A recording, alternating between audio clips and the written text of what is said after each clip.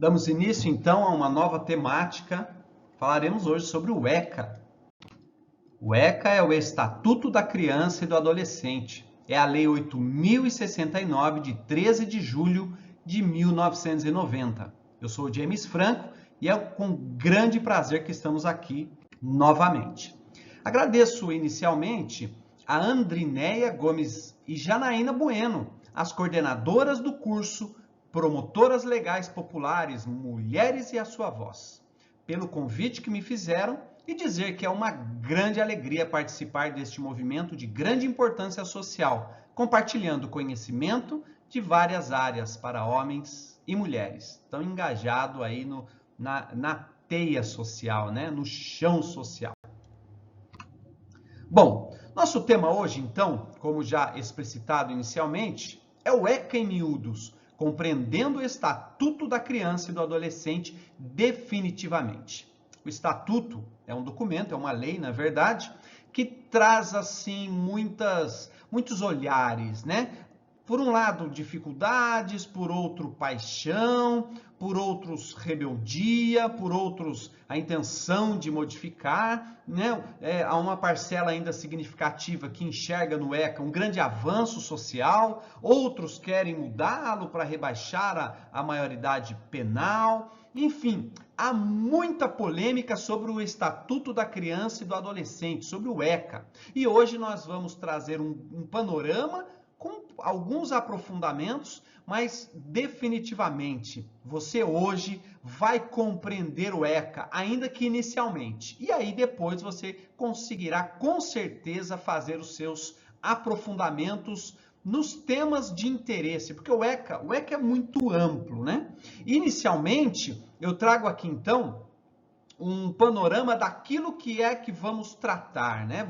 O ECA são mais de 200 e tantos artigos, uma lei federal, né?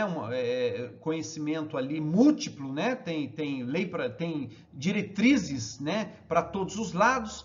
Mas o que é que nós vamos fazer com o ECA? O que você, ouvinte, né? Você que milita, né? Que tem aí um interesse, né, seja na militância de preservação de direitos, seja militando ali junto a uma instituição de acolhimento, né, institucional ali de crianças e adolescentes, seja um profissional do CRAS, do CRES, um assistente social, né, ou um psicólogo que trabalha no psicossocial de uma ONG, né, ou do próprio judiciário, ligado ali a uma vara da criança e do adolescente, né, ou mesmo do poder público, ligado a uma vereança, né, ou enfim, né? O ECA tem multiformas de atuação. E hoje nós vamos trabalhar o quê? Primeiramente, nós trataremos o que não é o ECA, porque o ECA é muito confundido, né? Confunde-se o ECA com aquilo que ele não é. Então é importante a gente tratar daquilo que ele não é, para a gente não mais confundir. Depois nós vamos trabalhar o que o ECA é. O que é o ECA, né? O ECA é o que substancialmente? E aí nós vamos tecer comentários sobre a natureza, o que ele é, o que ele abrange, o que ele faz, enfim. Vamos trazer ainda a chave hermenêutica de interpretação do ECA. Né? O ECA, toda legislação precisa passar pelo intérprete, aquele que vai aplicar o ECA. Né? Em última análise, o juiz de direito. Mas os advogados, os agentes sociais, os psicólogos, os assistentes sociais e tantos mais profissionais, né, atores da rede de atendimento múltipla, né, seja uma ONG, seja uma igreja, seja uma comunidade, seja uma escola, uma diretora, né, tem lá uma criança que chegou ali com uma lesão no seu corpo. O que esse professor tem que fazer? O que essa diretora tem que fazer? Inicialmente, precisa aprender a interpretar o ECA, para não cometer desmandos, para não cometer equívocos, para não tratar o ECA como ele não é e tratar o ECA de como ele é. Né? Depois, a intenção principal, né, e a sua origem. Né? Nós vamos trabalhar de onde é que ele surge, o que é que ele, né, contempla, o que ele traz. Né? E trataremos aí a quinta parte do nosso tema. Nós vamos buscar trazer algumas peculiaridades mais importantes e princípios norteadores de compreensão, de aplicação. E por fim, vamos fazer um belo de um resumo para trazer a você as 4 partes essenciais do ECA, né? Um olhar quadripartite, né? O que é que ele traz essencialmente. Então fique conosco até o final, porque com certeza você vai avançar muito na sua militância, na sua compreensão técnica jurídica sobre esta lei federal tão importante, um avanço tão significativo no trato da criança e do adolescente aqui no Brasil. Bom, iniciamos então, primeiramente, com o que o ECA não é. O ECA não é um Código Penal infanto-juvenil. Então, o ECA ele não surge para punir crianças e adolescentes infratores. Não é essa a vontade primária, punir. Não é um Código Penal que vem trazer penas, que vem ressocializar. Não é isso. Então, retire o óculos hermenêutico, né? Estou eu aqui de óculos, retire o óculos hermenêutico do Código Penal Infanto-Juvenil, porque o ECA, né, essa lei federal, não é uma legislação penal infanto-juvenil.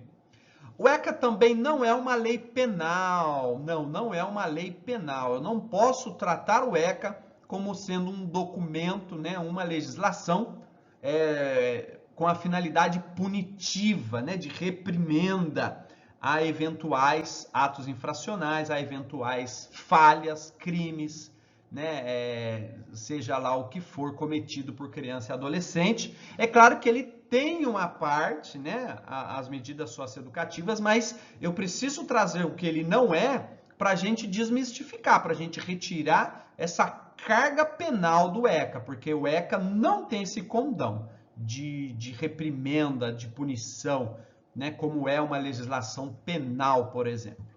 Não é só para a prática de ato infracional. Então, nós não podemos resumir o ECA a uma lei que tende a punir ato infracional. Não, ela é muito mais que isso, ela é mais ampla que isso. Ela traz políticas públicas, ela traz norteamentos, ela traz um conjunto de ideias, ela traz em si um marco que deixa para trás 100 anos de erro para tentar inaugurar um período que já dura aí pouco mais de 30 anos, né? Um período aí de avanço no que tange ao trato da criança e do adolescente, ok? Então, o ECA não é Código Penal Infanto-Juvenil, o ECA não é lei penal, o ECA não é somente para a criança e adolescente pobre, não, ele é para todas as crianças e todos os adolescentes.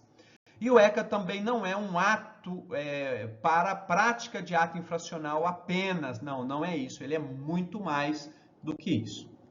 Bom, o ECA é um microsistema legislativo. O que é isso, né? Um palavrão desse, né? Então é necessário a gente explicar um pouquinho. O ECA, sendo um microsistema, ele não é uma lei pura no sentido de tratar um único objeto. Não. Ele traz uma sistemática dentro dele. Ele traz regramentos múltiplos.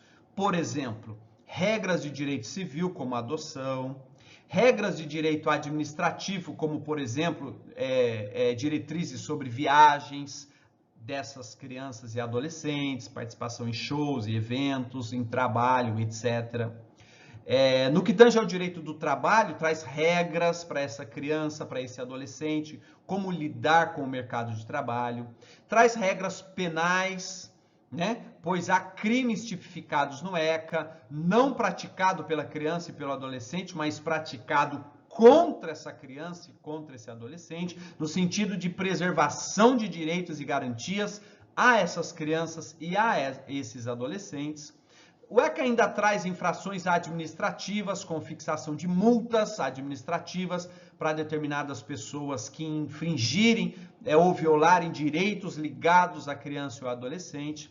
E o ECA, por incrível que pareça, também traz direito da criança e do adolescente. Então, você, operador, né, do direito, que vai, de alguma maneira, manusear o ECA, aplicar o ECA dentro de uma das suas diretrizes, dentro das suas possibilidades, Seja lá pelo CRAS, seja lá pelo CRES, seja lá por uma ONG, uma igreja, uma escola, seja lá por né, um dirigente hospitalar, seja por onde for, né, seja um juiz de direito, seja um defensor público, seja um advogado, enfim, por onde é que você vai atuar com o ECA em suas mãos, olhando para um fato social, ligado a uma criança, ligado a um adolescente, você precisa ter em mente que esse ECA, essa legislação, possui um microsistema legislativo. Nós temos um macrosistema legislativo, que começa com o direito constitucional e vai abarcando todo o direito brasileiro, mas nós temos alguns sistemas legislativos, né? O ECA é um deles e a gente precisa ter esse norteamento, esta compreensão. Bom, o ECA possui uma grande chave hermenêutica de interpretação. Possui vários outros princípios, outras regras, mas, de início, ela precisa, né, trazer essa consciência, há que se ter essa consciência ao operador do direito, né, que vem lá do artigo 6º. Na interpretação, e a lei é expressa, né, não é uma chave hermenêutica vinda pela jurisprudência, vinda pela doutrina, vinda pelos né, estudiosos da temática, não. É uma chave hermenêutica que o próprio legislador quis impregnar. Trouxe, então, lá no artigo 6º, que na interpretação desta lei, do ECA, levar-se-ão em conta os fins sociais a que ela se dirige. Que fins sociais são esses? Nós tivemos 2 códigos de menores, lá na década do começo do século passado, e depois vem até a década de 70 do século passado, com a mudança do novo Código de Menores, os então conhecidos Código Melo Matos, Código de Menores, né, na época da FEBEM, da FUNABEM, na época da criança desvalida, na época da criança errante, da criança sem pai, sem mãe, né, do órfão, né, na época em que havia uma distinção entre filhos de pai e mãe e filhos bastardos, filhos não vindo do núcleo ali da família, né, originária, distinção então de filhos, mas a Constituição Federal em 1988 traz novos marcos para essa criança, não trazendo mais distinção, né, de filhos, né? Isso vai trazer também um novo cheiro ali no nosso novo Código Civil, ali em 2002, que entra em vigor em 2003, deixando de lado aquele código do Clóvis B. Vilácula de 1916, e traz assim um novo olhar. Isso chancela aí, né, com essa nova legislação, com o Estatuto da Criança e do Adolescente, que vai trazer então a tentativa, né,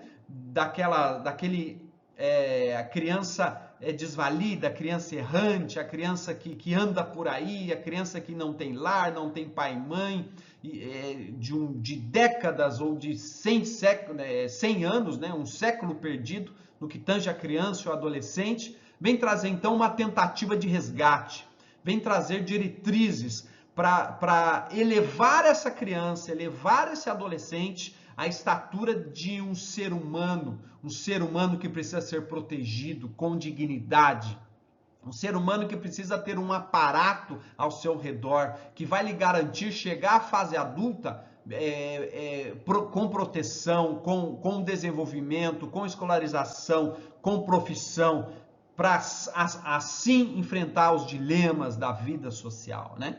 Então, nós temos que levar em conta os fins sociais a que ele surge, a que ele nasce, e as exigências do bem comum, né? Os direitos e os deveres individuais e coletivos e a condição peculiar da criança e do adolescente como pessoas em desenvolvimento. Então vejam que é uma chave hermenêutica múltipla. Fins sociais, retirar então aquela maneira antiga de lidar com a criança e com o adolescente pobre, que perambulava pelas ruas.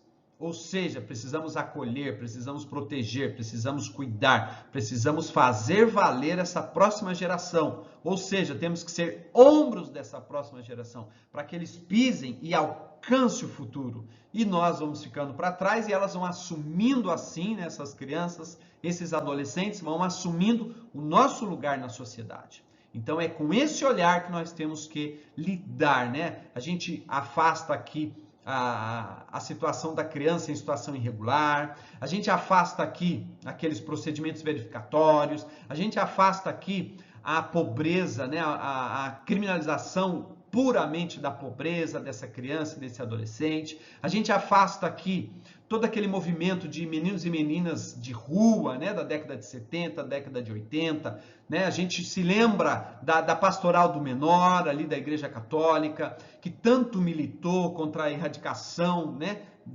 desse trabalho infantil, dessa criança desvalida, dessa criança errante, pobre, sem pai, sem mãe, sem família, né? A gente se lembra ali muito daquela chacina da Candelária, ali no Rio de Janeiro. Como é que pode um grupo de crianças sem pai, sem mãe, que se junta, que se formam para cometer delitos, para viver na rua, né? De onde elas vieram, né? Quem são essas famílias? Como é que a nossa sociedade produziu, né, isso tudo? Então, para colocar uma página virada, para trazer assim um conserto social, para trazer assim uma meia-culpa, é que surge essa legislação. Então a gente precisa conhecer os fins sociais que existia, né? Que sociedade é essa anterior ao ECA, anterior à Constituição de 1988, e que sociedade é essa que a gente passa a inaugurar, passa a querer, passa a buscar, passa a criar políticas públicas, passa a dar investimentos, passa a injetar dinheiro em ONGs, passa a fazer busca ativa, passa a não mais jogar por debaixo do tapete, né? Essa responsabilidade que é nossa como sociedade, como família, como indivíduos. Ok? Então, o artigo 6º é de crucial importância para a compreensão do ECA. Bom, dando sequência, a intenção do ECA. Qual é a intenção, então, primária, né, do Estatuto da Criança e do Adolescente? O artigo 1º logo diz: é proteger de forma integral essa criança e esse adolescente. Então, nós tínhamos no passado um menorismo, chamado menorismo, ou código de menores, ou aquela criança, aquele adolescente que, ao ser pego por uma autoridade pública, policial, etc., né, ele dizia: ah, doutor, eu sou de menor. De onde vem eu sou de menor? Vem dos antigos códigos de menores, né, lá da década do começo do século passado, década de 30, e que vem ser reformulado na década de 70, né, Código Melo Matos, e que só vem ser suplantado pelo ECA, né? Então, a proteção integral é para afastar aquele menorismo de 100 anos que perdura no Brasil, né? Aquele menorismo de tratar a criança pobre como uma criança delinquente, um delinquente juvenil. De onde é que vem essas frases? Claro, a música, a arte, as pinturas, né, bandas retratam, né, essa delinquência juvenil própria da adolescência, enfim, mas isso traz marcos fundamentais de percepção da realidade social, que é lidar com essa criança pobre, errante, desvalida, de menor, por aí, como um pseudo-criminoso, ou como um pequeno criminoso, ou como um delinquente, que vai se tornar adulto e vai se tornar um bandido, um ladrão, um marginal. Então, todo esse olhar carregado de uma omissão social é que essa legislação vem agora criar novos marcos. Não, vamos deixar esse passado para lá e vamos reconstruir o nosso presente em busca de um futuro melhor. Por isso, dando proteção integral à criança e ao adolescente. Eu não trato mais como ele sendo um de menor, como ele sendo um errante, né, um desvalido. Não, eu trato ele como alguém que precisa ser protegido. E protegido de maneira integral, ampla, grande, substancial. E aqui entra acolhimento, família substituta, serviços e programas, estudo, médico, saúde, esporte, lazer, cultura, religiosidade e tantos outros ecos que nós temos que gritar, né, as 4 vozes e efetivar. Então, lá no passado, antes do Marco Constitucional de 1988, predominava a situação irregular dessa criança e desse adolescente, chamado menorismo. Mas hoje não. Hoje nós temos o dever de implantar cada vez mais a proteção integral, desse contingente de crianças e de adolescentes. É o nosso grande desafio. Bom, o ECA surge como a legislação que vai disciplinar o artigo 227, que vai trazer regras menores. Então, o grande artigo mãe do que tange ao direito da criança e do adolescente está lá na Constituição Federal. É o artigo 227 que diz, é dever. Então, não é uma opção, não é um favor, não é uma benemerência, não é caridade, não, é dever, é obrigação. De quem? Da família, não só da família, mas também da sociedade. Não só da família e da sociedade, mas também do Estado como um todo. Então, é dever da família, da sociedade e do Estado. E não é primeiro da família, para depois da sociedade e só depois o Estado agir. Não, é num formato de rede. Rede de responsabilidade, rede de atendimento, rede de investimento, rede para dividir a carga, para dividir o peso, para fechar as brechas, para fechar os furos, os buracos. Então, imagine um balde com água, com alguns furos, a família tapa alguns, a sociedade outros e o Estado outro. Então, não é só a responsabilidade da família, nem só do Estado e nem só da sociedade. É um conjunto de ações que envolve a família, que envolve a sociedade e que envolve o Estado. Para quê?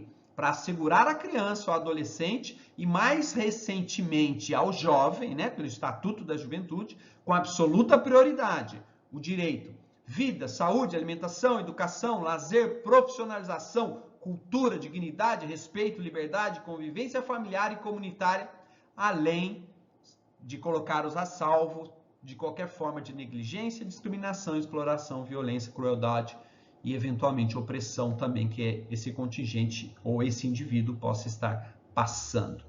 Esse é um marco fundamental constitucional que vai ser descrito no Estatuto da Criança e do Adolescente. Então, a gente tem que olhar para o Estatuto como um braço, né, como tentáculos de um grande povo que possui uma grande cabeça, que é o artigo 227 da Constituição Federal, como um corpo, como um todo. Então, a regulamentação do artigo 227 vem pelo Estatuto da Criança e do Adolescente. Mas como é que surge, né? De onde surge tudo isso? Né? Palavras tão uníssonas, mais profundas, uníssonas, mais amplas, pequenas, mas com conteúdo gigante.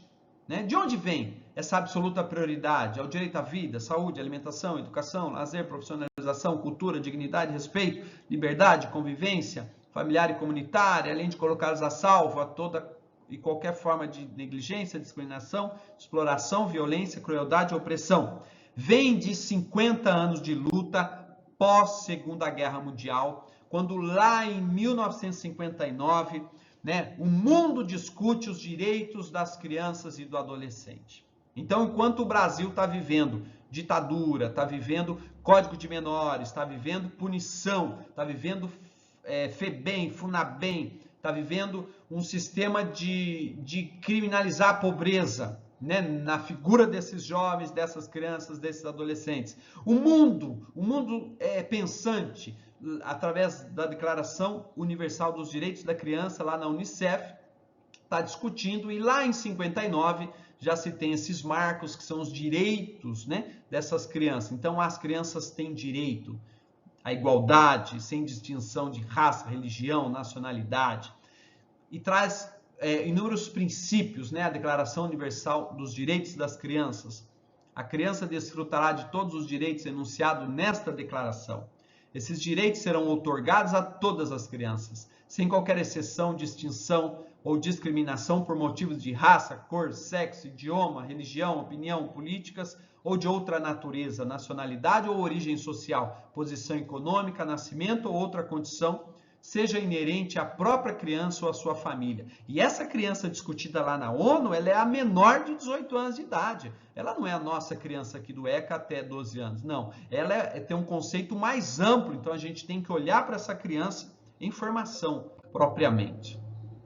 Vai trazer o princípio 2 ainda, que é a criança gozará de proteção especial, disporá de oportunidades e serviços a serem estabelecidos em lei por outros meios, de modo que possa desenvolver física, mental, moral, espiritual, socialmente, de forma saudável e normal, assim como em condições de liberdade e dignidade. Ao promulgar leis com este fim, a consideração fundamental a que se atenderá será o interesse superior da criança em detrimento a outros, né? Então, entre uma criança e um adulto, protege primeiro a criança, ok? É o direito especial à proteção para o seu desenvolvimento físico, mental e social. Depois, o direito a um nome e a uma nacionalidade. O princípio é, a criança tem direito desde o seu nascimento a um nome, a uma nacionalidade. Direito à alimentação, moradia, assistência médica adequada para a criança e para a mãe. Ok? Substancial no princípio que deve gozar dos benefícios da Previdência Social. Terá direito de crescer, se desenvolver em boa saúde. Para essa finalidade deverão ser proporcionados, tanto a ela quanto a sua mãe, cuidados especiais, incluindo-se alimentação pré- e pós-natal. A criança terá direito de desfrutar de alimentação, moradia, lazer e serviços médicos adequados.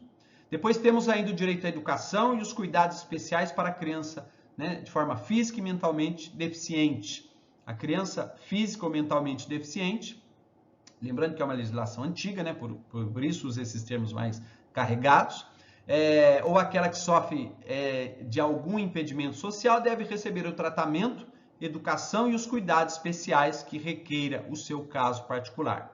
Tem o direito ao amor e à compreensão por parte dos pais e da sociedade, né, no princípio que necessita então de amor, né, e compreensão para o desenvolvimento pleno e harmonioso da sua personalidade.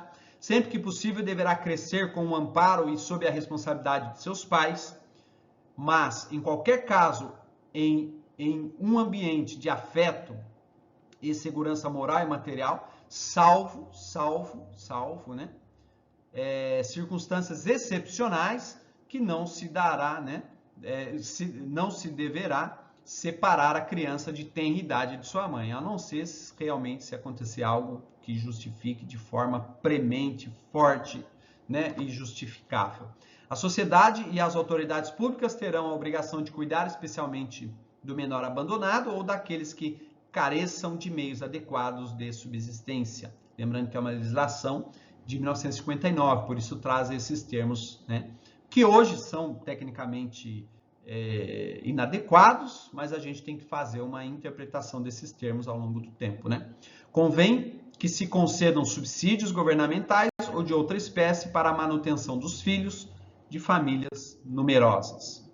Direito à educação gratuita e ao lazer infantil. A criança tem o direito a receber a educação escolar, a qual será gratuita e obrigatória, ao menos nas etapas elementares. Ensino fundamental, né? Dar-se-á, que hoje a legislação abrange fundamental e médio.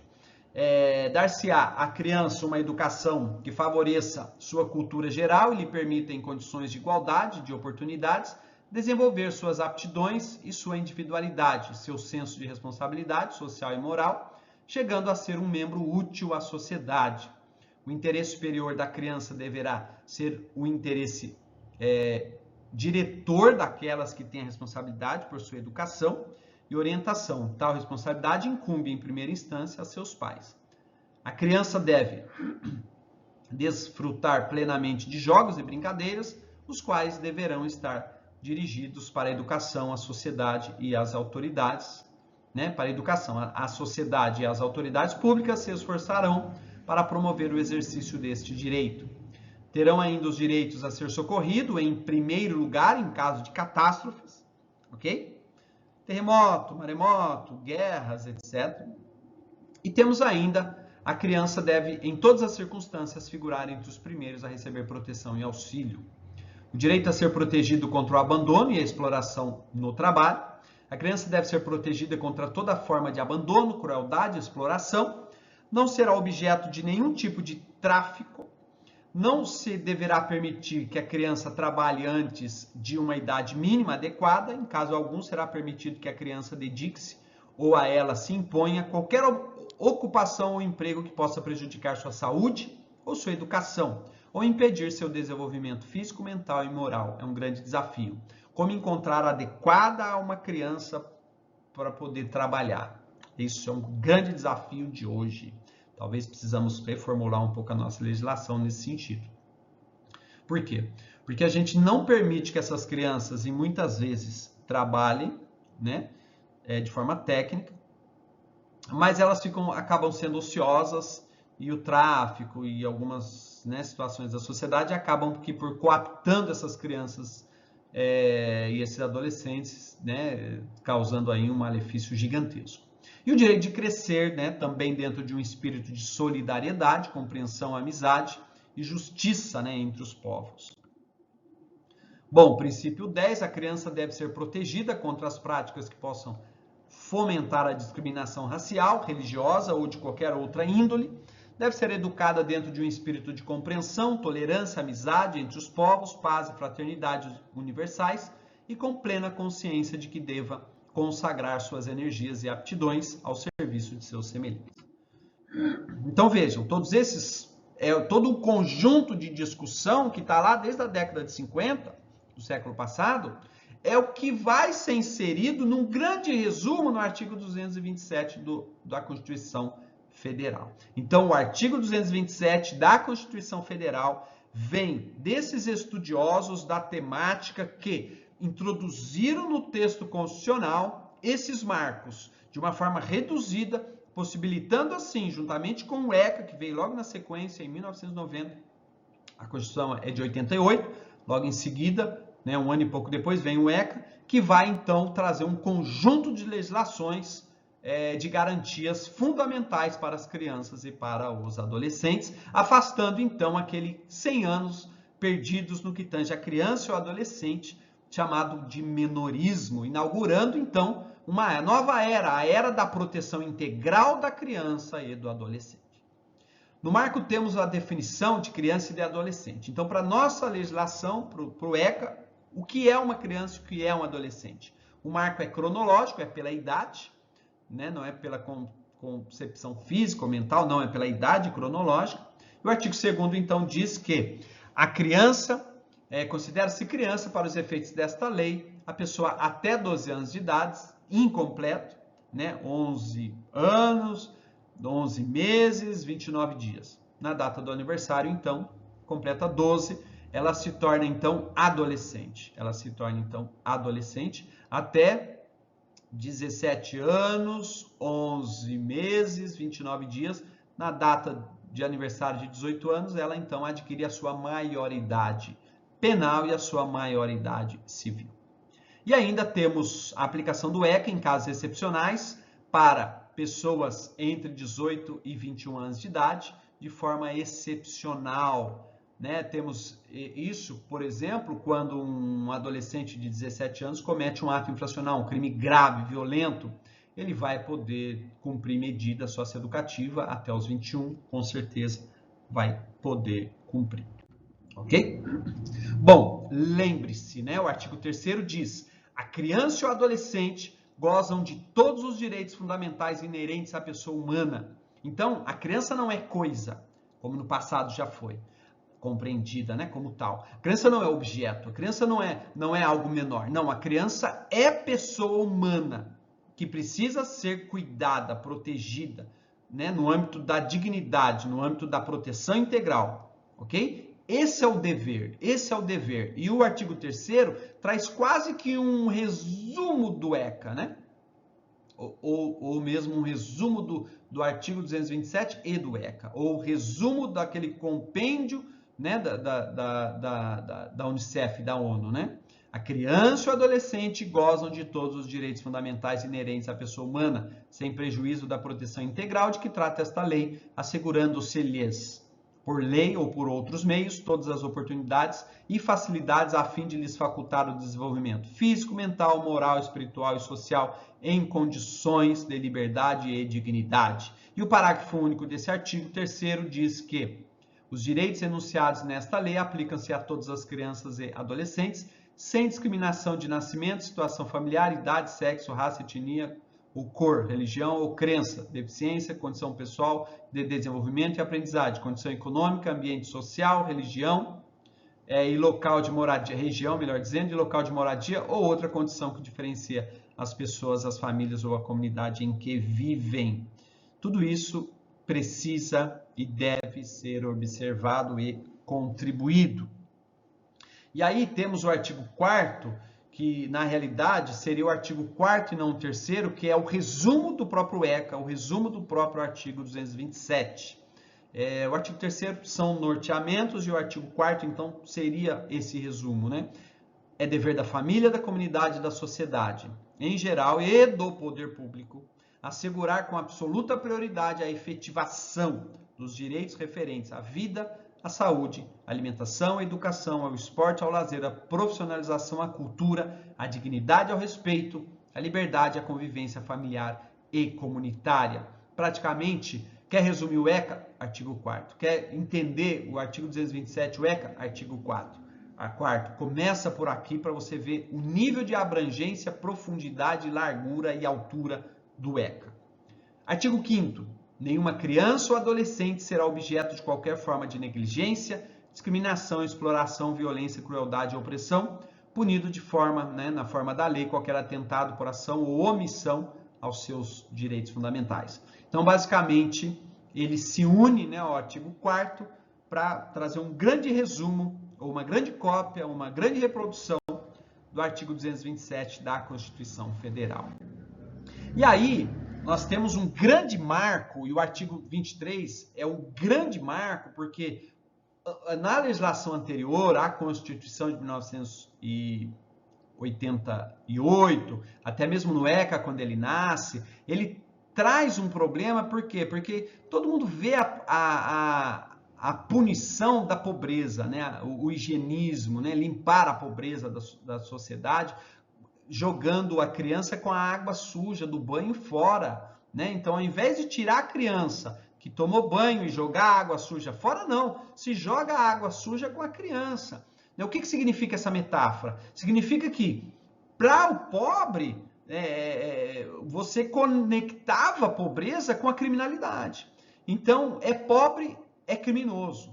E isso vem para desmascarar um olhar violentíssimo contra uma parcela populacional. Porque o artigo 23 é fático, é enfático, é direto, é claro, é objetivo quando ele diz a falta ou a carência de recursos materiais, ou seja, os pobres, ou a pobreza, melhor dizendo, não constitui motivo suficiente para a perda ou a suspensão do poder familiar, antigamente chamado de pátrio poder. Por quê? O que está acontecendo? Você retira crianças e adolescentes de famílias e coloca em lares substitutos para adoção, por exemplo, porque as famílias são pobres e não conseguem dar subsistência para os seus filhos. E aí o Estado vem com aquele ar punitivo, retira essas crianças, esses adolescentes e coloca muitas vezes em serviços de acolhimento, os antigos orfanatos, que hoje não se diz mais orfanato, Então, você como um técnico, como alguém que conhece a legislação, você não fala mais orfanato. Orfanato é do passado. Hoje são SAICAs, Serviços de Acolhimento Institucional de Criança e de Adolescente. Esse é o termo técnico.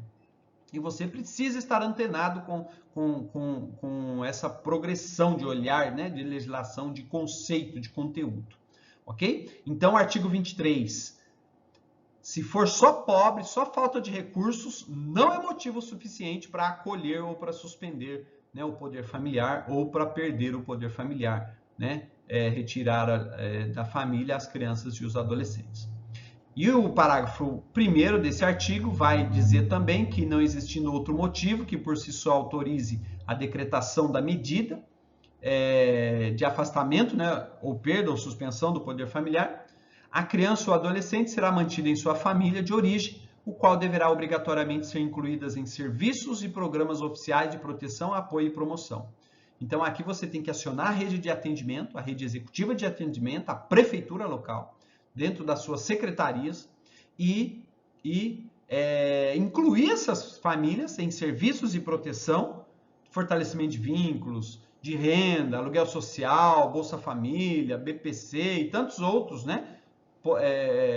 apoio, cestas básicas, enfim, cursos, reciclagem, tratamento dos pais, se tiverem algum problema, geralmente acaba acontecendo também, problema psicológico, problema psiquiátrico, problema de drogadição, de alcoolismo, que tudo isso precisa ser analisado, Agora, se o problema for unicamente pobreza, precisa dar um jeito de amparar essa família, apoiar essa família, proteger essa família, para não romper os vínculos dessas crianças, desses adolescentes com seus pais, suas mães, seus irmãos, seus tios, seus avós. Mantendo, então, aquilo que temos de mais sagrado, que é o vínculo familiar. E aí nós temos princípios para uma boa compreensão do ECA, né? Alguns princípios para refrigerar o nosso pensamento, né? Nos dar norteamento, para poder ler a letra fria da lei com tudo isso que eu estou trazendo aqui para vocês hoje. Então, o primeiro princípio é o princípio da prevenção geral, pois é dever do Estado assegurar à criança e ao adolescente ensino fundamental, obrigatório e gratuito e outras necessidades básicas ao desenvolvimento, vem do artigo 54, pois é também dever de todos prevenir a ocorrência de ameaça ou violação desses direitos. Então, vamos prevenir. Né? O primeiro princípio é, vamos prevenir, só para depois, se for preciso, a gente vai remediar, mas primeiro vamos prevenir. Aquela velha frase, né? Melhor prevenir do que remediar. Princípio da prevenção especial, pois o poder público, através de órgãos competentes, regulará as diversões e espetáculos públicos, informando sua natureza, né? A natureza deles, as faixas etárias, a que não se recomenda, em locais e horários em que sua apresentação se mostre inadequada. Prevenir, mais uma vez, prevenir de forma especial. Por isso que tem aquilo, né? Programa não indicado para menores de 14 anos, etc. O terceiro princípio é o atendimento integral, pois a criança e o adolescente têm direito à vida, à saúde, à alimentação, à educação, ao esporte, ao lazer e à profissionalização. Vem dos artigos 3º, 4º e 7º, necessários ao seu normal desenvolvimento. Então, para que ela cresça bem, normalmente, ela precisa proteger vida, saúde, alimentação, educação, esporte, lazer e profissão. Quarto princípio é o princípio da garantia prioritária.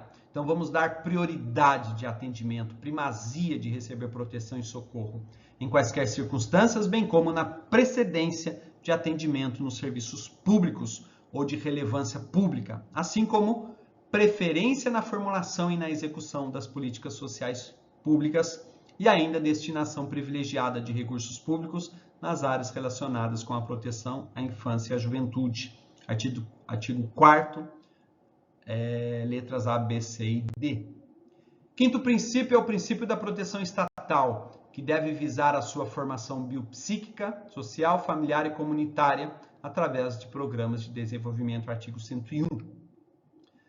Princípio sexto, princípio da prevalência dos interesses da criança e do adolescente em relação aos adultos, pois na interpretação do Estatuto levar-se-ão em conta os fins sociais a que ele se dirige, as exigências do bem comum, aos direitos e deveres individuais e coletivos e a sua condição peculiar de pessoa em desenvolvimento que precisa ser protegida. Uma criança de 1 ano não fala, não anda, não busca advogado. A gente tem que proteger. Esse é um exemplo, né? Uma metáfora, né? Um exemplo. Princípio sétimo aí, princípio da indisponibilidade dos direitos da criança e do adolescente, pois o reconhecimento do estado de filiação é direito personalíssimo, indisponível e imprescritível, podendo ser exercido contra os pais, os seus herdeiros, sem qualquer restrição, observado o segredo de justiça. A criança e adolescente têm o direito de ter nome, de ter um pai, de ter a mãe, né, se conhecidos, claro, e preservar os seus direitos de herança, patrimônio, etc.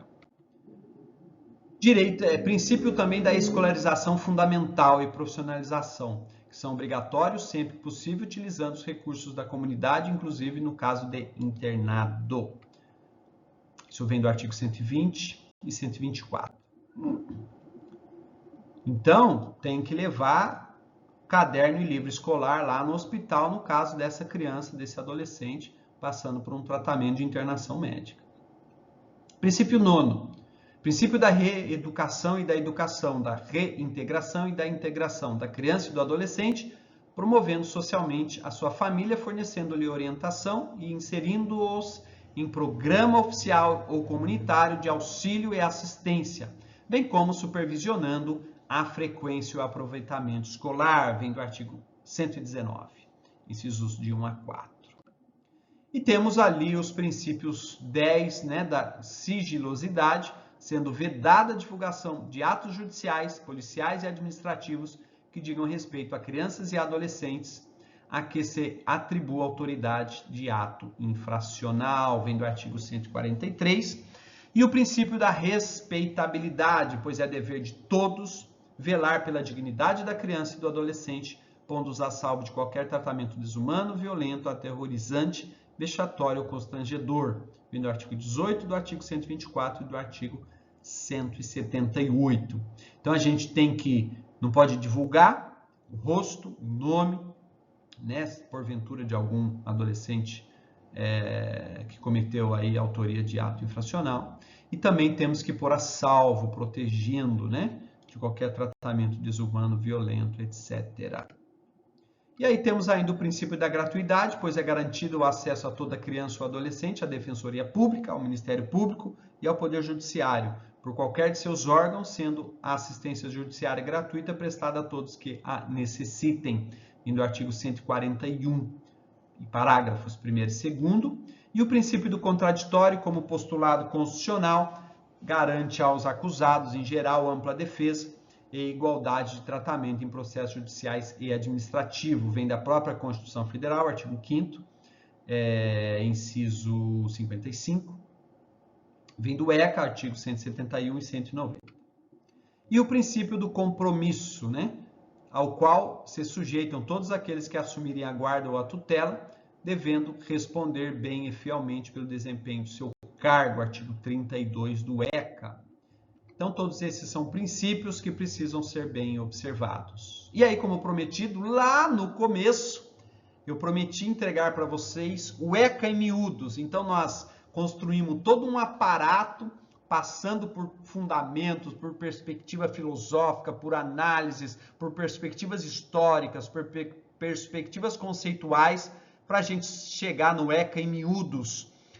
A grosso modo, você precisa ter todo esse olhar que eu trouxe até agora, para você saber que o ECA se subdivide em 4 partes, em 4 fatias. Por isso que eu fiz esses 4 quadradinhos aqui, né? O quadradinho vermelho, o verde, o azul e o abóbora, cor de abóbora, ou laranja, se assim preferirem.